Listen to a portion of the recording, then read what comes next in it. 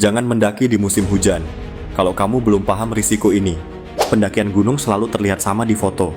Langit, jalur, kabut, puncak. Namun yang sering tidak terlihat adalah waktu. Waktu ketika alam sedang ramah, dan waktu ketika alam sedang tidak ingin diganggu. Musim hujan bukan sekadar soal basah. Bukan hanya jas hujan, bukan cuma sepatu licin, bukan cuma kabut tebal. Musim hujan adalah fase ketika gunung berubah sifat. Dan masalahnya, banyak pendaki datang dengan pola pikir yang sama seperti musim kemarau. Kesalahan paling umum. Banyak pendaki berkata, "Ah, cuma hujan, paling juga bentar." Kalimat ini terdengar sederhana, tapi di gunung, kalimat seperti ini sering menjadi awal dari rangkaian masalah. Karena hujan di gunung tidak berdiri sendiri. Ia datang membawa tanah yang melemah, akar yang licin, jalur yang berubah, suhu yang turun pelan-pelan, dan kelelahan yang datang tanpa disadari. Di musim hujan, gunung tidak langsung menyerang. Ia menguras perlahan. Risiko yang tidak terlihat. Risiko terbesar di musim hujan bukan terpeleset, bukan tersesat, bukan juga tenda bocor. Risiko terbesarnya adalah akumulasi. Sedikit basah, sedikit dingin, sedikit lambat, sedikit lebih capek. Semua terlihat sepele. Tapi di gunung, hal kecil yang menumpuk lebih berbahaya daripada satu kesalahan besar. Pendaki sering tidak sadar bahwa tubuhnya sudah mulai kehilangan panas, sudah mulai boros energi, sudah mulai kehilangan fokus, dan semua itu terjadi sebelum tanda bahaya terlihat jelas. Jalur yang bukan lagi jalur. Di musim hujan, jalur yang kamu kenal bukan lagi jalur yang sama. Tanah padat bisa berubah jadi lumpur. Batu pijakan bisa tertutup tanah. Akar pohon yang biasanya aman berubah jadi jebakan. Dan yang paling berbahaya, jalur menjadi tidak konsisten. Langkah yang aman tadi belum tentu aman di langkah berikutnya.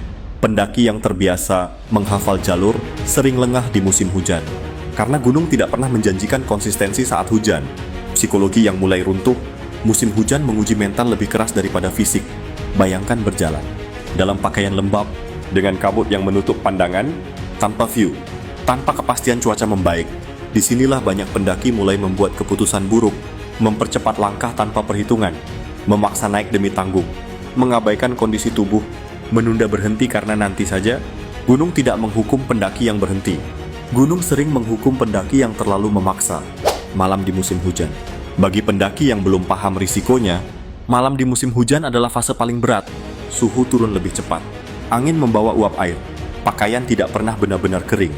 Dan ketika tubuh mulai menggigil, banyak pendaki baru sadar persiapan mereka cukup direncana, tapi kurang di kenyataan. Disinilah pengalaman benar-benar diuji. Bukan soal alat mahal, tapi soal manajemen kondisi. Bukan soal berani atau tidak. Banyak orang menganggap tidak naik gunung saat musim hujan sebagai tanda takut. Padahal justru sebaliknya.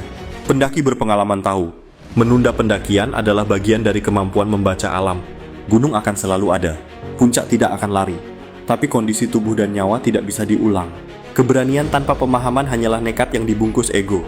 Mendaki di musim hujan bukan dilarang. Tapi tidak semua orang siap. Jika kamu belum paham bagaimana tubuh bereaksi terhadap dingin dan basah, mengerti kapan harus berhenti dan kapan harus turun, mampu mengelola energi dan mental dalam kondisi buruk, maka keputusan paling bijak adalah tidak mendaki dulu. Karena gunung bukan tempat pembuktian. Gunung adalah tempat belajar rendah hati. Dan pelajaran terpenting dari pendakian bukan soal puncak, melainkan soal pulang dengan selamat.